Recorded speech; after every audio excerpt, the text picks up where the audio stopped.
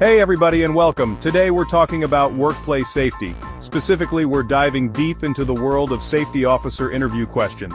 Now, whether you're a hiring manager looking for the best of the best or you're someone who's passionate about safety and gearing up for that big interview, you're in the right place. We've got you covered with some key questions and even better, some awesome answers to help you absolutely crush it. So, let's get right to it. Welcome to our channel. Today we're diving into the top interview questions for safety officers. Whether you're a hiring manager or an aspiring safety officer, these questions and ideal answers will help you assess expertise, approach, and experience in managing workplace safety. Chapter 1. OSHA. Oh yeah, I know OSHA. First up, let's talk about OSHA. It's kind of a big deal, right? So when they ask you about your experience with OSHA regulations, you gotta bring your A game. A great answer might sound something like this.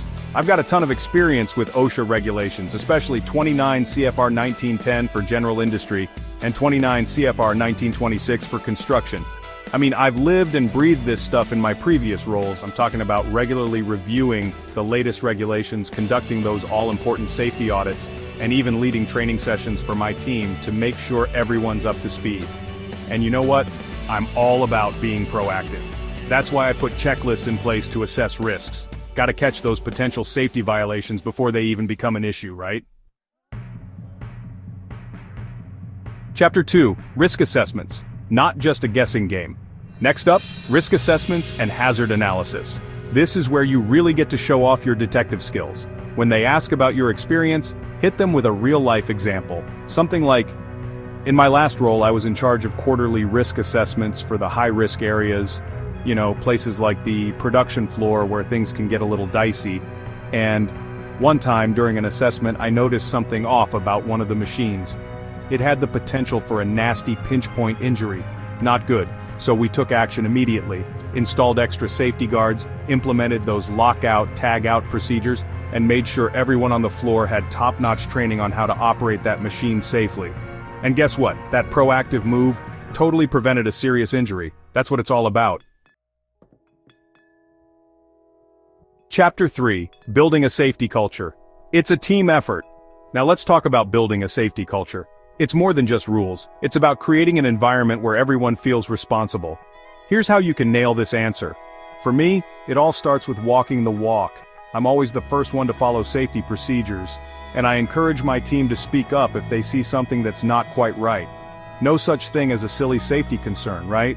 I also try to weave safety into everything we do, like making it a regular part of our team meetings. It's about making sure everyone knows their voice matters. And of course, you gotta have those regular safety audits, maybe even a little reward program for safe behavior. It's amazing what a little positive reinforcement can do. Chapter 4. Safety protocols, making sure they stick. So, they want to know how you make sure everyone's on board with safety protocols? You've got this. Try this on for size. I'm all about a multi-pronged approach. Regular training sessions are key, but you gotta mix it up. Toolbox talks, visual aids like posters and signs, whatever it takes to make that information crystal clear. And for those more complicated procedures, nothing beats hands-on training. People learn best by doing, right? I also like to throw in some real-life scenarios. It helps drive home the importance of those protocols. And of course, a few random safety checks never hurt. It's all about keeping safety top of mind. Chapter 5. Handling safety incidents. Keeping your cool under pressure. Okay, this is a big one. Managing a safety incident. They want to see you can handle the heat. Here's how you can showcase your experience. There was this one time, a worker in the warehouse slipped and fell on a wet floor. First things first, I made sure that worker got immediate medical attention. Then we launched an investigation. Turns out the spill hadn't been marked properly. So, what did we do? We changed the game. Implemented a new system for reporting spills right away and assigned folks to be on the lookout for hazards. The result? We slashed similar incidents by a whopping 40% in just 3 months. That's the power of taking action. Chapter 6. Corrective actions. Turning mistakes into learning opportunities. Now let's talk about taking action after a safety violation or accident. This isn't about pointing fingers, it's about learning and growing. Here's how to demonstrate your proactive approach. Whenever there's a violation or, heaven forbid, an accident, the first thing we do is figure out what went wrong. And really get to the root of the problem. Once we know what happened, we work together to fix it. whether it's updating procedures, getting rid of faulty equipment, or providing more training. And we don't just check the box and move on. We set deadlines, follow up, and make sure those corrective actions are actually working. We keep track of everything in our safety management system so that we're always learning and improving. Chapter 7. Resistance is futile. Or is it? Let's be real, not everyone's going to be thrilled about every safety measure. So how do you handle resistance? Easy, with empathy and understanding. I always try to see things from the worker's perspective. Maybe they don't understand the rule, maybe it's uncomfortable, or maybe they think it slows them down. Whatever the reason, we talk it out. We have an open and honest conversation about why safety matters, not just for them, but for the whole team. Sometimes a little extra training or a real-life example can make all the difference. It's all about finding that common ground. Chapter 8. Staying ahead of the curve. The ever-evolving world of safety. The world of safety is always changing, so staying up to date is key. When they ask about it, show them you're a lifelong learner. I'm a bit of a safety nerd, to be honest. I subscribe to all the industry magazines, I'm always checking out webinars, and you better believe I'm signed up for those OSHA certification programs. Oh, and conferences? Love them. It's a chance to connect with other safety pros and share what's working, plus, you can't beat the internet for resources. OSHA's website is like my second home. Chapter 9. Measuring success. Is your safety program working? Evaluating a safety program? It's all about the data. Look, we can't just hope for the best. We need to know if our safety program is actually making a difference. That's why I track everything. Incident rates, near-miss reports, employee feedback, audit results, you name it. I also want to see if those training programs are actually sticking. Are people using what they learned? But you know what the best indicator is? Employee engagement. When I see people taking ownership of safety, speaking up, and looking out for each other, I know we're on the right track. Every workplace has its quirks, but some safety violations just keep popping up. Here's how you can address those.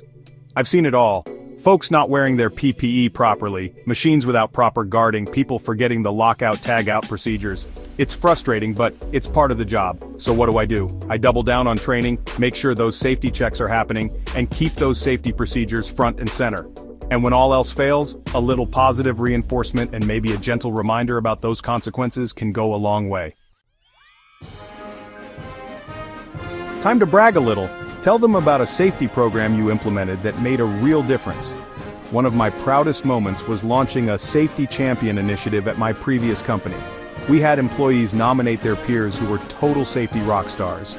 It created this awesome culture of accountability and encouragement. People were excited to be recognized for doing the right thing. We also started a near-miss reporting program to encourage folks to report potential hazards before they turned into something serious. Both of those programs were game changers. They really got people talking about safety and looking out for each other. Finally, let's talk tech. There are some amazing tools out there to help safety professionals do their jobs even better.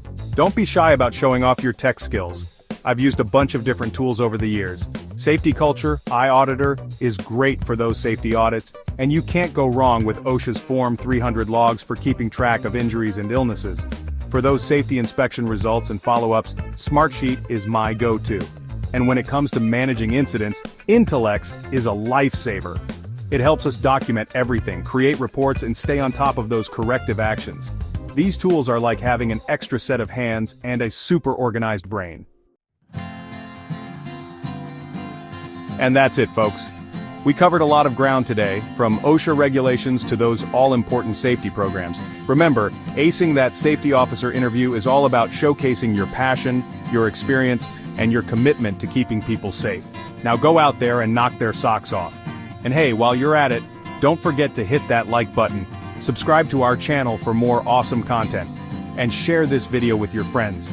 Let's spread that safety knowledge far and wide. Until next time, stay safe out there. Thanks for watching.